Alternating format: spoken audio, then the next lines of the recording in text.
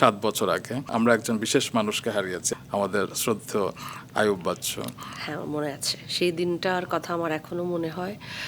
আমি যখন ফোনটা পাই, প্রথম কথা বোধহয় তোমার সাথে আমার হচ্ছিল, এবং আমরা তখন জাস্ট আমাদের ফিল্ম মুক্তির আগের দিন, আমরা তখন ভাবছিলাম যে সব আয়োজন শেষ, আমার জন্য বিশাল একটা দিন, আমার প্রথম প্রযোজিত ছবি এবং এত আরাধ্য, এত দিনের অপেক্ষার ছবি। সেটা যখন আমরা খবর পেলাম যে আমাদের বাচ্চু ভাইয়া নেই, সেই মুহূর্তটা আমাদের ভিতরে একটা দ্বিধাদ্বন্দ্ব কাজ করছিল যে আমরা ছবিটি রিলিজ করব কি করব না। এবং পরে আমার কাছে মনে হলো যে কারণে আমরা রিলিজ করলাম সেটা, এবং আমরা প্রথম শোটা তো মনে হয় আমরা বাচ্চু ভাইকে উৎসর্গ করেছিলাম, প্রথম না অনেকগুলো শো আমরা ওনাকে 1 মিনিট উৎসর্গ করেছিলাম 1 মিনিট দাঁড়িয়ে। এবং আরেকটি বিষয় হচ্ছে বাচ্চু ভাই খুব এটার সাথে কানেক্টেড ছিলেন।